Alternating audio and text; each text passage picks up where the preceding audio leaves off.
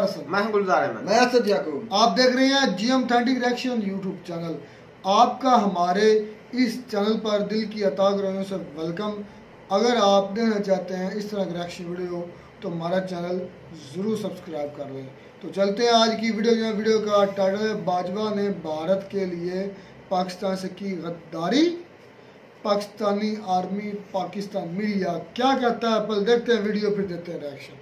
ईद के दिन जनरल बाजवा पर नया बम फट चुका है। साबिक army chief general retired Qamar Javed Bajwa ने क्या कर दिया, आपका खून खौल उठेगा। और आप ये देखिए कि किस तरह नवाज शरीफ भी सब में इन्वॉल्व हैं और कमर जावेद बाजवा के लिए अब सख्त तरीन सजा बल्कि कोर्ट मार्शल की बात क्यों हो रही है। भारत के साथ रिश्तों को लेकर अपनी आखिरी इच्छा भी बता दी। जनरल बाजवा ने एक बार फिर कहा कि वो भारत और पाकिस्तान के बीच बेहतर रिश्ते चाहते हैं। हैरानी तब हुई जब बाजवा ने कहा कि भारत और पाकिस्तान के बीच रिश्ते इतने अच्छे होने चाहिए कि दोनों ही देशों के नागरिकों को ऑन अराइवल वीजा की सुविधा मिले। कि बाजवा ने यह कहा कि हमारी फौज तो लड़ने काबिल नहीं है, हमारे टैंक नहीं चल सकते, जहाज टैंक हमारे बेकार हैं, हमारे पास सहूलतें नहीं है और जो ट्रूप्स हैं उनको मोबिलाइज नहीं कर सकते, हमारे पास रकम नहीं है। खासतौर पे इमरान खान साहब का यह मौक़िफ़ था कि मैं किसी सूरत भी भारत के साथ तब तक बात नहीं करूंगा जब तक कि भारत कश्मीरियों को उनका जो जुदागाना स्टेटस है, जो आर्टिकल 370 रिवोक किया गया है, वो उनको वापस नहीं दे देता। जबकि जनरल बाजवा का मौक़िफ़ इसमें मुख्तलिफ था। कश्मीर फरोशी और पाकिस्तान की फौज की सलाहियतों के ऊपर यह कहने के ऊपर कि मेरा जो सरहद पे जवान खड़ा है वो इस काबिल नहीं है। क्यों नहीं इस काबिल? वो अपना सीना आगे करता है, आप उसकी तौहीन कर रहे हैं। वो रेड लाइन जनरल बाजवा ने क्रॉस किया, किसी और ने नहीं किया। मोदी के दौरे को प्लान कर रहे थे जबकि मकबूजा वादी में मोदी जुल्म के पहाड़ तोड़ रहा था। अगस्त 5 का इल्लीगल मूव और वो हो रहा था। बाजवा साहब उस टाइम पे उसका दौरा प्लान कर रहे थे अमित शाह के साथ मिलकर। खुदा का खौफ कर। जय हिंद दोस्तों, स्वागत है आप लोग का हिंदुस्तानी स्पेशल के एक और नए वीडियो में। दोस्तों, बाजवा की पोल खुल गई है और कैसे बाजवा ने पाकिस्तान की आर्मी और पाकिस्तान के अवाम के साथ गद्दारी की, उसकी पोल पूरी दुनिया के सामने खुल गई है। दोस्तों, दरअसल पाकिस्तान में अब इस बात पे डिबेट हो रहा है कि कैसे जब बाजवा पाकिस्तान के आर्मी चीफ थे तब उनकी दोस्ती जो है वो भारत के NSA अजीत डोवाल और हमारे जो गृह मंत्री हैं और जो नरेंद्र मोदी जी हैं उनके साथ थी। और क्यों जो नरेंद्र मोदी जी जो हैं वो कश्मीर में आर्टिकल 370 और आर्टिकल 370 हटाने के बाद भी वो पाकिस्तान आ रहे थे और बाजवा जो है वो उनका पूर्ण समर्थन कर रहे थे। दोस्तों, इससे एक तो बात बिल्कुल साफ हो गई है कि पाकिस्तानी आर्मी जो है वो पैसे के लिए या फिर कुछ और चीज़ों के लिए इस हद तक गिर गई है कि वो अपने सबसे बड़े दुश्मन देश के साथ गद्दारी कर रही है। और ये दिखाता है कि जो बाजवा जो कुछ भी उस टाइम पे भारत को ललकारता था, ये सिर्फ और सिर्फ अपनी आवाम को पागल बनाता था और ये दिखाने की कोशिश करता था कि हम भारत के जो हैं वो बहुत ज़्यादा जो है वो खिलाफ हैं। लेकिन जो उसके कारनामे थे वो कहीं ना कहीं रॉ का काम कर रहा था। दोस्तों, अभी आपको पता होगा कि इमरान खान पे भी कुछ दिन पहले यही आरोप लगा था कि इमरान खान जो है वो रॉ का काम कर रहा है। तो चलिए वीडियो में चलते हैं और देखते हैं कि इस बयान के आने के बाद पूरे पाकिस्तान में कैसे हड़कंप मच गई है और पाकिस्तानी मीडिया इसके बारे में क्या बात कर रही है। साबिक army chief general retired Qamar Javed Bajwa ने क्या कर दिया, आपका खून खौल उठेगा। और आप ये देखिए कि किस तरह नवाज शरीफ भी सब में इन्वॉल्व हैं और कमर जावेद बाजवा के लिए अब सख्त तरीन सजा बल्कि कोर्ट मार्शल की बात क्यों हो रही है। वो लोग जो उनसे मिलते रहे जाकर, वो लोग जो इस सब के ऐनी शाहिद हैं, अब वो बता रहे हैं कि ये तो कोई आर्मी चीफ भी करे तो उसका कोर्ट मार्शल मिलता है। ये हो ही नहीं सकता, नॉर्मली ऐसा सोचा भी नहीं जा सकता कि कोई आर्मी चीफ अपनी ही फौज के हवाले से कर सकता है। कि बाजवा ने यह कहा कि हमारी फौज तो लड़ने काबिल नहीं है, हमारे टैंक नहीं चल सकते, जहाज टैंक हमारे बेकार हैं, हमारे पास सहूलतें नहीं है और जो ट्रूप्स हैं उनको मोबिलाइज नहीं कर सकते, हमारे पास रकम नहीं है। तो नसीम ज़ारा साहबा ने कहा कि ये बातें पहले तो मैं वैसे करती थी, यानी चंद लोगों में या बंद कमरों में, लेकिन अब वक्त है कि हम ओपन करें, क्योंकि ऐसा नॉर्मली कोई आर्मी चीफ कैसे कह सकता है अपनी फौज के बारे में जिसने इतनी कुर्बानियां दी, जिस फौज ने जो शहादतें दे रही हो, जिसने भारत को नाको चने चबाए हो, हराया हो, एयरफोर्स ने उनका जहाज गिराया, तो उसके बारे में वो कहे अपनी फौज के बारे में इस तरह की बात करे, इसका तो कोर्ट मार्शल होना चाहिए। कम से कम 2 दफा नसीम ज़ारा साहब ने ये बात की है। हामिद मीर साहब कहते हैं कि बाजवा ने कश्मीर का सौदा किया और फिर नसीम ज़ारा साहब से पूछते हैं कि मैंने क्या लफ्ज इस्तेमाल किया, तो नसीम साहब कहते हैं सौदा, कहते हैं जी हां, कश्मीर का सौदा किया बाजवा ने। अब इस सब में लोग ये कह रहे हैं, इस वक्त सोशल मीडिया में सबसे ज्यादा क्लिप शेयर हो रहा है कि इमरान खान ने सही मीर जाफर कहा था कि सीज फायर के बाद बाजवा ने मोदी को दावत दी। सीज फायर के बाद बाजवा ने मोदी को पाकिस्तान आने की दावत दे दी।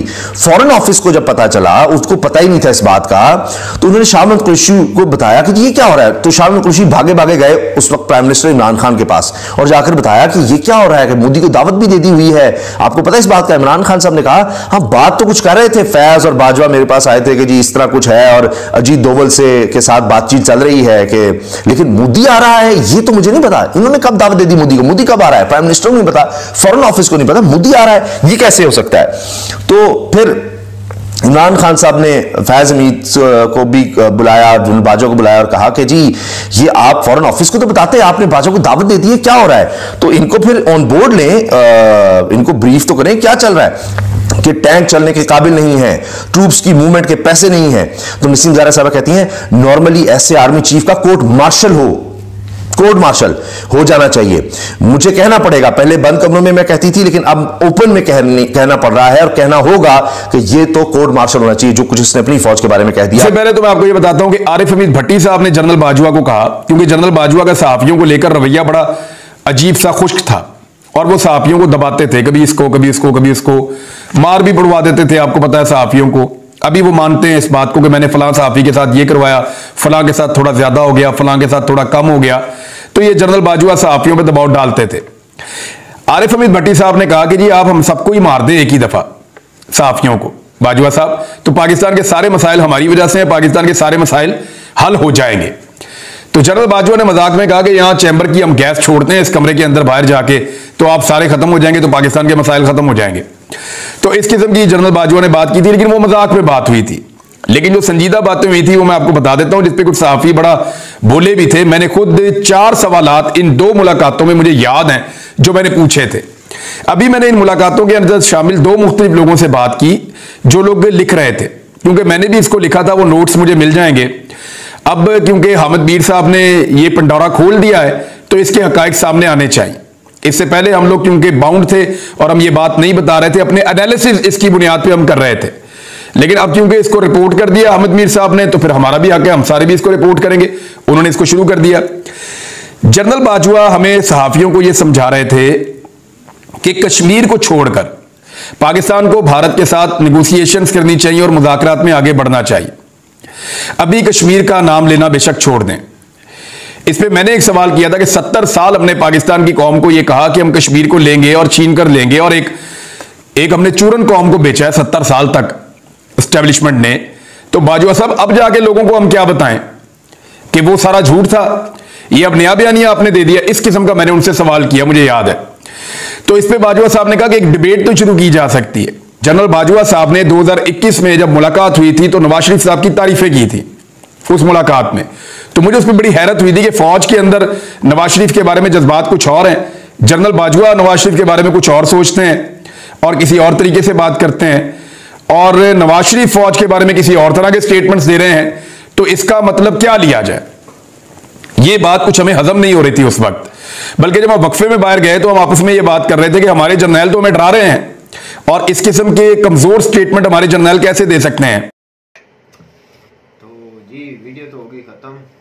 तो ये मुझे पता नहीं है, मुझे पक्का पता नहीं कि बाजवा साहब ने ये बयान दिया है, पढ़ा है मैंने, आज न्यूज़ पढ़ी है। रुखसार भाई बात कर रहे हैं कि पढ़ा है, कहीं पढ़ा है, आर्टिकल में पढ़ा है, आर्टिकल भी तो पढ़ा है।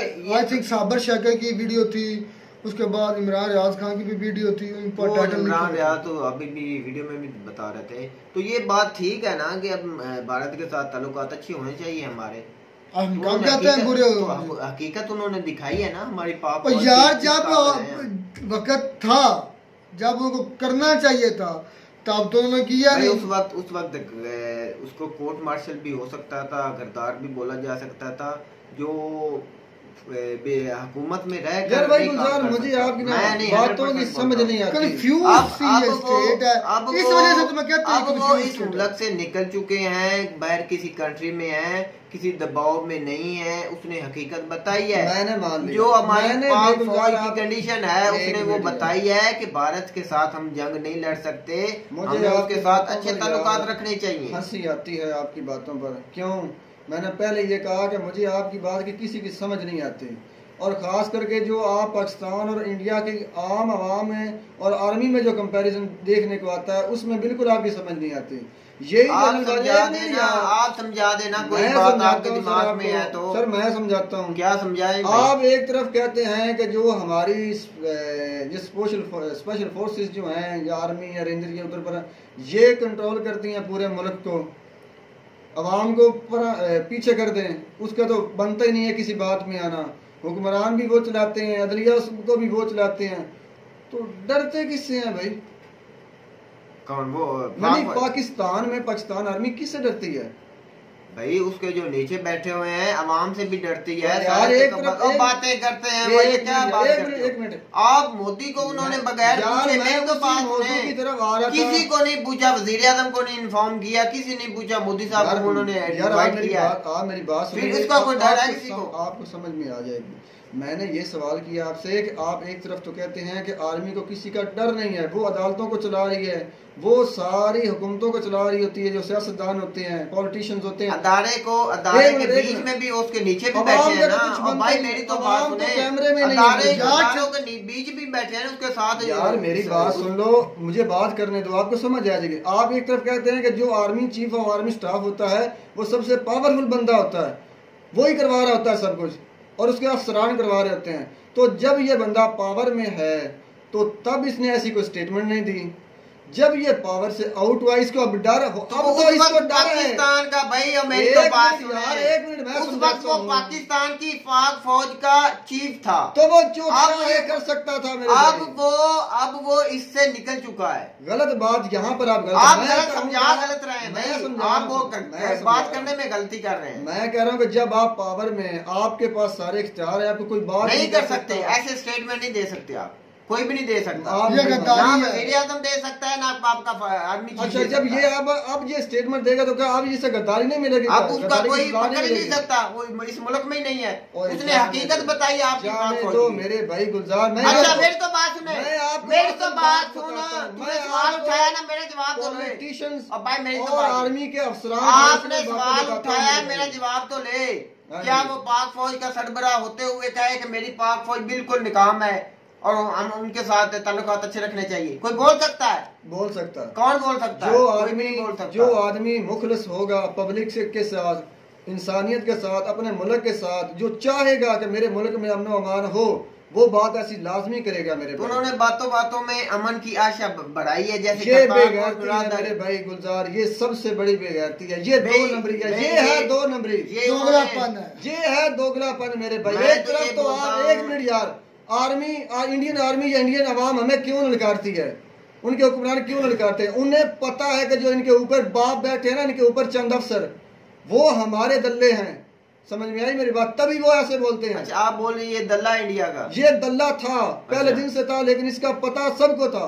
तो इसकी अफसर रेंज ऑफिसर की वजह से इसलिए लोग आप तो बड़ी सपोर्ट करते हैं अपनी। मैं इन दलों की बिल्कुल नहीं करता, मैं उन लोगों की करता हूँ जो जवान खड़े हैं ना आर्मी के सरहदों पर। उनकी क्या औकात है? उनकी औकात ना हो मेरे भाई, अगर वो ना हो तो इनको कौन पूछे? वही उसमें डिसीजन मेकर जो है वो बिक जाएंगे तो उनकी क्या बात है? पहले दिन से उनकी औकात होती तो 90,000 जो होते उधर मर जाते, कोई सिलेंडर ना होते। मैंने उस दिन भी क्या कहा था, मैंने उस वीडियो में भी कहा था कि इनके अफसरान की गलती है। तो आप वही है बात है ना कि आपके जो लीडर ये बताओ, एक जो डिसीजन मेकर है वही बिक जाएंगे तो फिर उनकी क्या बात है? छोड़ो यार, मुझे ये बताओ, ये जो डिसीजन मेकर है, ये जो अफसरान है, ये क्या डायरेक्ट आसमान से नीचे आते हैं पाकिस्तान के फौज में?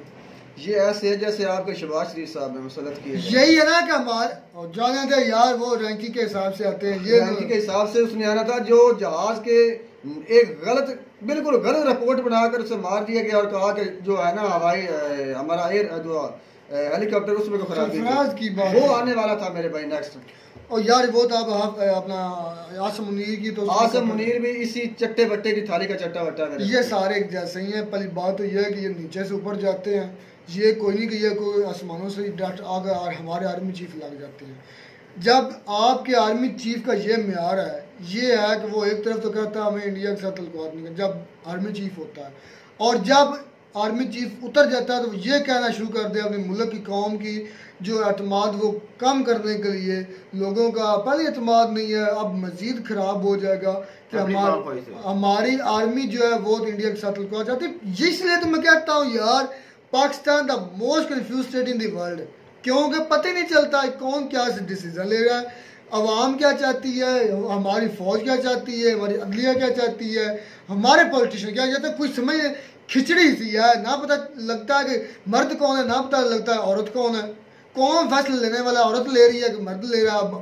पहले यही नहीं पता चलता कि मर्द औरत कौन है, फिर पता नहीं चलता कि औरत फैसला ले रही है कि मर्द फैसला ले रही है। रुखसार भाई, असद भाई से पूछो इस मुल्क में इस वक्त जो है वो डिसीजन मेकर कौन है, कौन इस मुल्क को चला रहा है, किसके आसरे पर ये पाकिस्तान चल रहा है? पहले तुम खुद बताओ कौन है। मुझे तो कोई भी पता नहीं चल रहा है कि इस पाकिस्तान को चल कैसे रहा है, कौन चला रहा है। दो सूबों में तो हुकूमत ही नहीं है। मेकर मेरे भाई बैठे हैं अमेरिका में, IMF में और यूरोपीय यूनियन में मेरे भाई, ये वहाँ पर बैठे हैं डिसीजन मेकर, और यहाँ पर कठपुतलियाँ हैं मेरे भाई जो आवाम को नचा रहे। एक तरफ खान कहता था कि मैंने वो किया जो आर्मी चीफ ने कहा, हमें डर था कि हमारे ऊपर मैंने एक्सटेंशन इसलिए दी क्योंकि वो उसने प्रेशर इतना डाल दिया था कि हमारी जंग मुसलत होगी, हालात हो गए इस तरह मतलब वजह।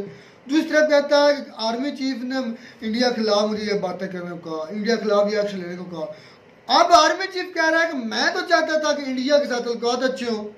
और यार क्या है, किस मुल्क में हम रह रहे हैं, आप क्या बेकारती है यार। बात ठीक कर रहे हैं, लेकिन मैंने वजह बीच में जो चीज निकाली है ना यार, ये सिर्फ आवाम को बेवकूफ डिसीजन। भाई इंडियन सबसे सही बात करते हैं, मुझे समझ लगी उनकी, वो सही कहते हैं कि भाई हम पाकिस्तान में किससे बात करें, आर्मी से करें, आर्मी की पता नहीं चलता, वो कहते हैं हमारे पॉलिटिशियन से करें, पॉलिटिशियन कहती है हमारी आर्मी से करें, पता नहीं चलता चला इसको कौन है। ये सारी सब की सब एक ना खिचड़ी है, और इस खिचड़ी दल दल में हम नीचे नीचे नीचे नीचे जा रहे हैं। और इन चौकीदारों को चाहिए कि अपनी सिर्फ सरहदों तक रहे और इस तरह के बयानों से और जावेद बाजवा से किसकी जरूरत है कि कोई सवाल कोई भी पूछे, किसकी जो जरूरत है कोई उसको पूछे। हमारे मुशर्रफ साहब ने काम ऐसे किए थे, आज दफनाए कहाँ गए पाकिस्तान, वो पाकिस्तान को कब्रिस्तान समझते हैं। देखो उनकी सोच चेक करो, बच्चे बाहर, खुद बाहर, पूरी जिंदगी कब्र दफना पाकिस्तान में आकर होना है, मतलब कब्रिस्तान समझना है। सबसे घटिया यही सोच है। तो उम्मीद करते हैं आपको हमारी वीडियो अच्छी लगी होगी। वीडियो अच्छी लगी तो हमारे चैनल जरूर सब्सक्राइब करें। मिलता है नई वीडियो में नया टॉपिक के साथ, तब तक दीजिए इजाजत, अल्लाह हाफिज़।